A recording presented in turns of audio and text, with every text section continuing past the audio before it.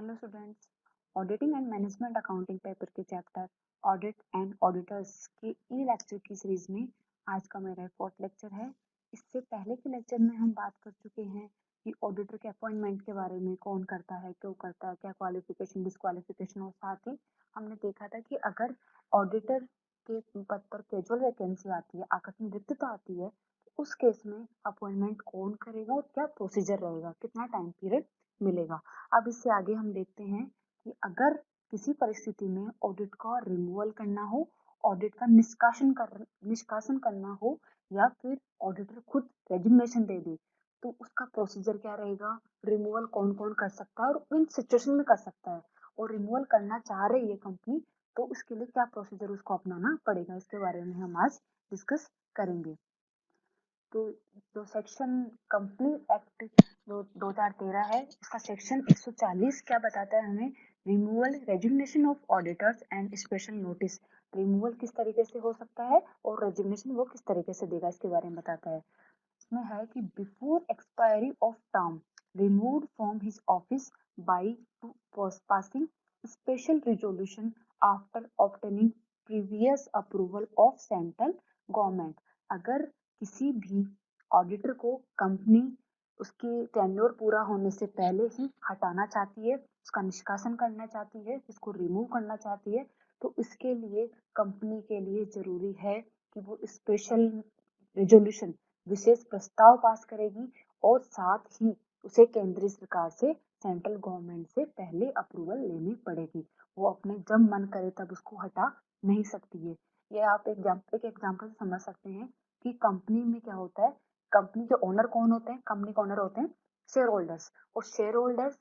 सारे share holders company को आके देख नहीं सकते, उनके हिसाब किताब नहीं देख सकते, उनके ट्रांजेक्शन नहीं देख सकते, और कंपनी के अंदर हो क्या रहा है वो सब जाके जांच नहीं कर सकते। अब इसमें क्या है कि कंपनी का सारा जो देख रेख है, कंपनी की मैनेजमेंट, कंपनी का एडमिनिस्ट्रेशन है, वो सब, उन सब के लिए कुछ लोग नियुक्त किए जाते हैं, जैसे डायरेक्टर्स होते हैं, मैनेजर्स वगैरह होते हैं। तो अगर उन ऑडिटर का रिमूवल भी उनके हाथ में दे दिया जाए और वो अपनी मनमर्जी करने लगे, तो ऑडिटर कभी भी अपना अनफेयर व्यू नहीं दे सकता। उसको यही डर लगा रहेगा कि मुझे, अगर मैंने इनके खिलाफ कुछ बोला तो मुझे इस कंपनी से रिमूव कर दिया जाएगा। इसके लिए ये रूल बनाया गया है कि अगर कोई भी कंपनी अपने ऑडिटर को रिमूव करना चाहती है, उसका निष्कासन करना चाहती है, तो उसके पास कोई ठोस कारण होना चाहिए, और उस कारण के साथ ही, और कोई कारण होगा तभी सेंट्रल गवर्नमेंट उसको अप्रूवल देगी। तो अगर कोई कंपनी अपने ऑडिटर का रिमूवल करना चाहती है तो उसे पहले सेंट्रल गवर्नमेंट से प्रायर अप्रूवल लेनी पड़ेगी।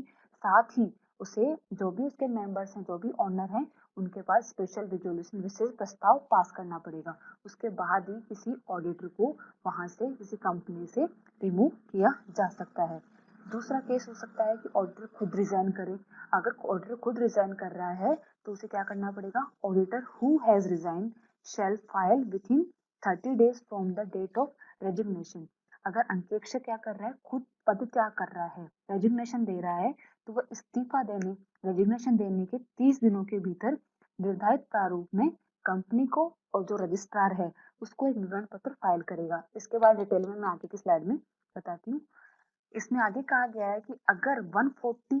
का सबसेक्शन 2 जो कि कहता है कि रेजिग्नेशन के केस में एक ऑडिटर को कुछ विवरण पत्र फाइल करने पड़ेंगे, अगर ऑडिटर ऐसा नहीं करता है तो उसके फाइन भी लगता है, punishable with fine ₹50,000 to 5 lakh, 50,000 से लेकर 5 लाख तक का उसके ऊपर फाइन भी लग सकता है। नेक्स्ट आता है special notice shall be required for appointing a person as auditor other than retiring auditor. एक केस हो सकता है कि रिटायरिंग ऑडिटर को ही दोबारा ऑडिटर नियुक्त कर दिया जाता है, जब तक कि कुछ परिस्थितियां ना हो, जैसे कि वो डिस्क्वालीफाई ना हो जाए उस पद के लिए, वो खुद अनिच्छा जाहिर ना कर दे, या फिर कुछ उसका टर्म जो दिया गया है मैक्सिमम टर्म पूरा ना हो गया हो। इन परिस्थितियों को छोड़कर अन्य कोई परिस्थिति में क्या होता है, रिटायरिंग ऑडिटर को ही वापस रीअपॉइंट कर दिया जाता है। तो अगर उस ऑडिटर को रीअपॉइंट नहीं करना है, कोई नया ऑडिटर आ रहा है, तो उसके लिए भी क्या करना पड़ता है, स्पेशल नोटिस, विशेष विशेष जो नोटिस होता है, स्पेशल नोटिस ही जारी करना पड़ता है, रिक्वायर होता है इसके लिए। The tribunal has empowered to change the auditor of a company in case of any fraudulent activity by auditor. अगर ऑडिटर कोई कपटपूर्ण एक्टिविटी में पाया जाता है, लिप्त पाया जाता है, इन्वॉल्व पाया जाता है, तो उस केस में ट्रिब्यूनल क्या करती है, वो भी उस ऑडिटर को हटा सकती है, रिमूव कर सकती है। तो ये सब जो चीजें मैंने बताई हैं, इसके बारे में डिटेल में आगे डिस्कस कर लेते हैं। तो सबसे पहले बात आती है, अगर रेजिग्नेशन अगर ऑडिटर देना चाह रहा है, पत्ता करना चाह रहा है, तो उस केस में क्या होगा, ये भी बताया गया है सेक्शन 140 में। An auditor who resign from the company shall file within 30 days of resignation the statement in prescribed form with registrar of the companies within 30 days indicating reason of resignation। अगर कोई भी अंकेक्षक, कोई भी ऑडिटर है, वो resign करना चाह रहा है, वो चाह रहा है कि मैं यहाँ पे अंकेक्षक का पद त्याग दूं, तो इसके लिए उसको क्या करना पड़ेगा, रेजिग्नेशन देने के विथिन 30 डेज, 30 दिन में एक प्रेस्क्राइब्ड फॉर्मेट में अपना जो भी विवरण है, जो भी कारण है, रीजन है, वो इंडिकेट करते हुए कि मैं इस कारण से ये प्रत्याग करना चाहता हूँ, एक विवरण भर के, प्रेस्क्राइब फॉर्मेट में विवरण भर के कंपनी रजिस्ट्रार को फाइल करना पड़ेगा। ये ऑडिटर के लिए जरूरी है। अगर ये तो बात होती है नॉन गवर्नमेंट कंपनी की। अगर गवर्नमेंट कंपनी है, गवर्नमेंट कंपनी में कोई अंकेक्षक क्या करना चाह रहा है, रेजिग्नेशन देना चाह रहा है, तो उसे रेजिग्नेशन देने के विथिन 30 डेज में रेजिग्नेशन का कारण स्पष्ट करते हुए एक विवरण पत्र, प्रेस्क्राइब फॉर्मेट में विवरण पत्र कंपनी के रजिस्ट्रार को भेजना पड़ेगा, कंपनी को फाइल करना पड़ेगा, कंपनी रजिस्ट्रार को फाइल करना पड़ेगा। गवर्नमेंट कंपनी के केस में इसमें क्या होगा, ऑडिटर वो स्टेटमेंट किसको फाइल करेगा, C&AG को, controller auditor general of India होता है, उसको वो विवरण पत्र फाइल करेगा। और नॉन गवर्नमेंट कंपनी के केस में कंपनी रजिस्ट्रार को वो फाइल कर देगा विवरण पत्र। अगर ऑडिटर ऐसा नहीं करता है, ऐसा कोई स्टेटमेंट फाइल नहीं करता है और वो प्रत्याग कर देता है, उसका 30 दिन का टाइम पीरियड भी निकल जाता है, उसने ऐसा कोई कारण स्पष्ट नहीं किया, कोई विवरण पत्र उसको फाइल नहीं करा है कंपनी रजिस्ट्रार को और C&AG को, तो उस केस में इसके लिए फाइन का भी प्रोविजन रखा गया है और फाइन होगा 50,000 से 5 लाख तक का फाइन उस पे ऑडिटर के ऊपर लगाया जा सकता है। तो ऑडिटर जब जी चाहा, जब मन चाहा तब प्रत्याग नहीं कर सकता, उसके लिए कोई ठोस कारण होना उसके पास जरूरी है। If auditor does not file such a statement, अगर ऑडिटर ऐसा स्टेटमेंट फाइल नहीं करता है, he shall be punishable, तो वह पनिशेबल हो सकता है, होगा with fine not less than 50,000, जो फाइन होगा वो 50,000 से कम नहीं होगा, which may extend up to 5 lakh, जो कि 5 लाख तक एक्सटेंड किया जा सकता है। तो रेजिग्नेशन के केस में देखा कि रेजिग्नेशन अगर ऑडिटर करना चाह रहा है तो उसके लिए जरूरी है कि एक फॉर्मेट, प्रेस्क्राइब्ड फॉर्मेट है कंपनी लॉ के द्वारा, उस फॉर्मेट में अपना रीजन भी उसको मेंशन करना है कि क्यों प्रत्याग करना चाह रहा है। वो स्टेटमेंट अपने रेजिग्नेशन देने के 30 दिनों के भीतर कंपनी रजिस्ट्रार को फाइल करना पड़ेगा या फिर C&AG को फाइल करना पड़ेगा। अगर नहीं करता है तो 50,000 से लेकर 5 लाख तक का उसको उसके ऊपर फाइन भी लगाया जा सकता है। अब नेक्स्ट बात करते हैं removal at AGM। Annual general meeting में अगर किसी ऑडिटर को निष्कासित किया जाता है, रिमूव किया जाता है, तो उसके बारे में प्रोसीजर जो दिया गया है वो दिया गया है कंपनीज एक्ट 2013 का सेक्शन 140 का सबसेक्शन है 4। Except for the change of auditors due to the mandatory rotation, any other change at the AGM require special notice for the resolution.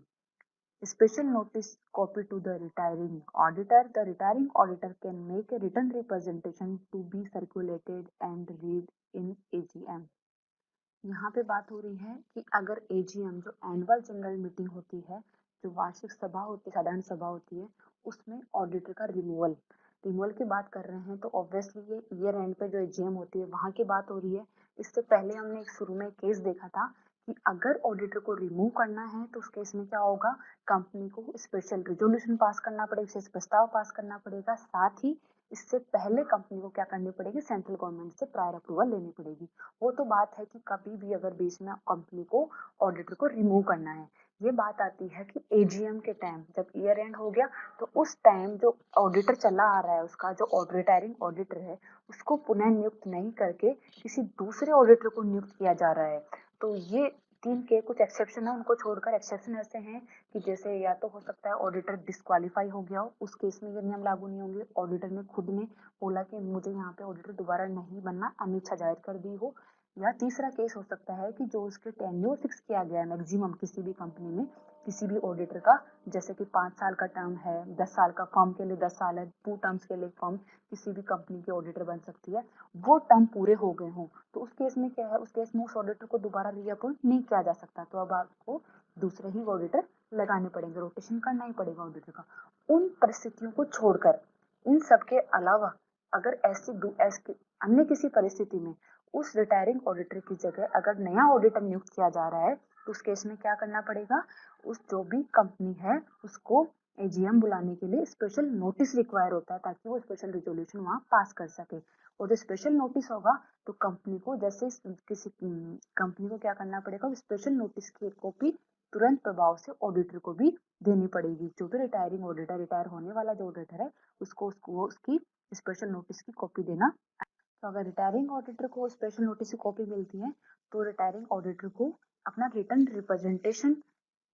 देने का भी एक हक होता है, उसको एक अधिकार दिया गया है, उसको राइट होता है कि वो अपना रिटर्न रिप्रेजेंटेशन प्रस्तुत कर सकता है। वो उस सर्कुलेट भी करवा सकता है रिटर्न रिप्रेजेंटेशन को, या फिर क्या कर सकता है जब एजीएम बुलाई जाएगी उस टाइम एजीएम में उसको रीड भी कर सकता है, उसको अपने प्रेजेंटेशन को पढ़ के भी सुना सकता है। तो ये केस आ गया कि अगर रिटायरिंग ऑडिटर को दोबारा पुनर्नियुक्त नहीं किया जाता है या फिर ऐसे कोई प्रस्ताव पास किया जा रहा है कि इस ऑडिटर की जगह किसी अन्य ऑडिटर की नियुक्ति की जाएगी, ऐसा कोई प्रस्ताव अगर दोनों में से या तो इस ऑडिटर की नियुक्ति नहीं की जाएगी, इसकी जगह अन्य ऑडिटर की नियुक्ति की जाएगी, या फिर रिटायरिंग ऑडिटर को पुनर्नियुक्त नहीं करने का भी नोटिस हो सकता है। अगर ऐसी कोई सिचुएशन है तो इस केस में कंपनी को एजीएम बुलाने के लिए स्पेशल नोटिस रिक्वायर होता है ताकि वहां रिजोल्यूशन, और स्पेशल नोटिस में सब कुछ चीजें मेंशन होती है कि एजीएम में कौन कौन सी कार्यवाही की जाएगी, और उसमें यह भी मेंशन किया जाता है कि ऑडिटर को, जो रिटायरिंग ऑडिटर, उसको दोबारा रीअपॉइंट किया जाएगा या नहीं किया जाएगा, और उसके बाद ही एजीएम में रिजोल्यूशन पास किया जाता है। और स्पेशल नोटिस की एक कॉपी रिटायर्ड ऑडिटर होने वाला है उसको भी भेजी जाती है, और उस रिटायरिंग ऑडिटर को अपना रिटर्न रिप्रेजेंटेशन देने का अधिकार दिया जाता है। वो रिटर्न रिप्रेजेंटेशन या तो नोटिस के साथ सर्कुलेट भी करवा सकता है, वैसे भी सर्कुलेट करवा सकता है, या फिर वो एजीएम में अपना रिटर्न रिप्रेजेंटेशन पढ़ भी सकता है, रीड कर सकता है वो एजीएम में। ये ऑडिटर को, रिटायरिंग ऑडिटर को अधिकार दिया गया है। अब नेक्स्ट बात करते हैं रिमूवल ऑफ ट्रिब्यूनल। तो हमने शुरू में देखा था कि कुछ परिस्थितियों में क्या करती है कि जिसमें ऑडिटर क्या होता है कपटपूर्ण कार्यों में इन्वॉल्व पाया जाता है, ऐसा होता है, तो उस केस में क्या होती है ट्रिब्यूनल भी ऑडिटर को रिमूव कर सकती है, हटा सकती है ऑडिटर को। इसमें बताया गया कि ऑडिटर एक्टेड डायरेक्टली और इनडायरेक्टली इन फ्रॉडुलेंट मैनर और abetted and colluded in any fraud by or in relation to company or its officer or director, tribunal shall order within 15 days from the date of application by central government such auditor shall not be eligible for the appointment as auditor of 5 years in any company and shall be punishable under section 447। इसमें बताया गया अगर auditor जो है वो directly indirectly किसी कपटपूर्ण कार्य में इन्वॉल्व पाया जाता है, वो कोई भी फ्रॉड हो सकता है, उसके द्वारा किया गया हो, किसी कंपनी के रिलेशन में किया जा रहा हो, या फिर उसके डायरेक्टर या ऑफिसर किसी के द्वारा भी किया जा रहा हो, तो कपटपूर्ण जो कार्य है उसमें अगर वो इन्वॉल्व पाया जाता है ऑडिटर, तो ट्रिब्यूनल क्या करेगी, उसके लिए सेंट्रल गवर्नमेंट ट्रिब्यूनल में एप्लीकेशन देगी कि इस ऑडिटर को हटाया जाए, और ये क्योंकि ये इसी कपटपूर्ण कार्य में इन्वॉल्व पाया गया है। तो उस जो एप्लीकेशन सेंट्रल गवर्नमेंट से एप्लीकेशन प्राप्त होने के विथिन 15 दिनों में ट्रिब्यूनल ऑर्डर दे देगी उसको हटाने की, रिमूव करने की। और अगर ऐसा कोई ऑडिटर ट्रिब्यूनल के द्वारा हटाया जाता है तो वो ऑडिटर किसी अन्य कंपनी में भी 5 साल के लिए ऑडिटर बनने के एलिजिबल नहीं होता है, वो डिस्क्वालीफाई माना जाता है। हर कंपनी में, किसी भी कंपनी में वो क्वालिफाई नहीं होगा, और उसको पनिशेबल भी होता है, वो अंडर सेक्शन 447 में उसको पनिशमेंट भी मिलती है। तो इसमें बताया गया है अगर कंपनी का ऑडिटर डायरेक्टली, प्रत्यक्ष, इनडायरेक्टली, परोक्ष रूप से किसी कपटपूर्ण व्यवहार किया है अगर ऑडिटर ने, या फिर वह किसी कपट में कंपनी के संचालकों या अफसरों के साथ इन्वॉल्व पाया गया है, तो क्या तो आदेश देकर ट्रिब्यूनल क्या करेगी, आदेश देकर कंपनी के अंकेक्षकों को बदल सकती है, उस अंकेक्षक को हटा सकती है। इसमें क्या होगा कि केंद्रीय सरकार क्या करेगी, इसके लिए आवेदन करेगी कि ये जो है फ्रॉडुलेंट मैनर, कुछ कपटपूर्ण कार्य में इन्वॉल्व पाया गया है। तो केंद्र सरकार के आवेदन प्राप्त होने के बाद अगर ट्रिब्यूनल संतुष्ट है कि अंकेक्षक को चेंज करना, अंकेक्षक को रिमूव करना आवश्यक है, तो वो 15 दिनों के अंदर एक आदेश जारी कर देगी कि इस ऑडिटर को यहाँ से हटाया जाए। तो हो सकता है उसमें केंद्र सरकार दूसरा ऑडिटर अपॉइंट करे। और ऐसा ऑडिटर अगर ट्रिब्यूनल के द्वारा हटाया जाता है तो वो ऑडिटर आने वाले 5 सालों के लिए किसी भी कंपनी में ऑडिटर बनने के लिए एलिजिबल नहीं होगा। साथ ही वो अंडर सेक्शन 4477 में पनिशेबल भी होगा। तो हमने आज के लेक्चर में हमने डिस्कस किया कि अगर रिन्यूअल किस तरीके से किन किन परिस्थितियों में ऑडिटर का हो सकता है, रेजिग्नेशन के केस में क्या होगा। हमने देखा कि अगर ऑडिटर रेजिग्नेशन करता है तो उस रेजिग्नेशन के 30 दिनों के भीतर उसको कंपनी रजिस्ट्रार को एक प्रेस्क्राइब फॉर्मेट में विवरण प्रस्तुत करना पड़ता है जिसमें उसका रेजिग्नेशन का कारण स्पष्ट होता है। गवर्नमेंट कंपनी के केस में उसको C&AG को वो विवरण सबमिट करना पड़ता है, फाइल करना पड़ता है। अगर वो ऐसा नहीं करता है तो उसके ऊपर फाइन लग सकता है जो 50,000 से लेके 5 लाख तक का हो सकता है। इसमें एक केस हमने देखा कि अगर ऑडिटर को रिमूव करना चाहती है कंपनी तो उसके लिए उसको पहले सेंट्रल गवर्नमेंट से परमिशन लेनी पड़ती है, स्पेशल रिजोल्यूशन उसको पास करना पड़ता है। और अगर AGM पे अगर कोई भी कंपनी ऑडिटर को रिमूव करना चाहती है, रिटायरिंग ऑडिटर की जगह दूसरा ऑडिटर नियुक्त करना चाहती है, या फिर कोई ऐसा कोई नोटिस रिजोल्यूशन पास करना चाहती है जिसमें यह है कि हम रिटायरिंग ऑडिटर को दोबारा पुनर्नियुक्त नहीं करेंगे, कुछ परिस्थितियों को छोड़कर, कुछ परिस्थितियों में तो उनको रिटायरिंग ऑडिटर को पुनर्नियुक्त नहीं कर सकती कंपनी। जैसे कि अगर रिटायरिंग ऑडिटर डिस्क्वालीफाई हो गया हो, रिटायरिंग ऑडिटर का जो टर्म डिसाइड किया गया है 5 साल 10 साल जो टर्म डिसाइड किए गए, मैक्सिमम टेन्योर उसका पूरा नहीं हुआ हो, पूरा हो गया हो, सॉरी, उसने अनिच्छा जाहिर कर दी हो रीअपॉइंटमेंट की, उन केसेस को छोड़कर अगर कंपनी उस रिटायरिंग ऑडिटर को दोबारा रीअपॉइंट नहीं करना चाहती या फिर उसको उसकी जगह दूसरा ऑडिटर उसे AGM में अपॉइंट करना चाहती है तो उसके लिए उसको उसके लिए AGM में रेजोल्यूशन पास करने के लिए उसको स्पेशल नोटिस देना जरूरी है। और उस स्पेशल नोटिस की एक कॉपी किसको दी जाती है? ऑडिटर को दी जाती है। साथ ही उस ऑडिटर को रिटर्न रिप्रेजेंटेशन का भी अधिकार होता है। वो रिटर्न रिप्रेजेंटेशन वो सारे मेंबर्स को सर्कुलेट भी करवा सकता है या फिर वो AGM में उस रिटर्न रिप्रेजेंटेशन को पढ़ के भी सुना सकता है। ये केस हो गया। लास्ट देखा था हमने कि कुछ केसेस में अगर ऑडिटर कपटपूर्ण कार्यों में इन्वॉल्व पाया जाता है, वो डायरेक्टर्स या मैनेजर्स को दूसरे ऑफिसर्स के साथ में किसी भी साठ गांठ में इन्वॉल्व है, कपटपूर्ण कार्य में इन्वॉल्व है उनके साथ में, कंपनी के अगेंस्ट में अगर ऐसा पाया जाता है तो सेंट्रल गवर्नमेंट ट्रिब्यूनल को आवेदन करती है और ट्रिब्यूनल आवेदन प्राप्त होने के 15 दिनों के भीतर उस ऑडिटर को रिमूव करने की या फिर दूसरे ऑडिटर उसकी जगह लाने की ऑर्डर जारी करती है। उसके लिए ट्रिब्यूनल का संतुष्ट होना जरूरी है कि वाकई में वो ऑडिटर कपटपूर्ण कार्य में इन्वॉल्व है। अगर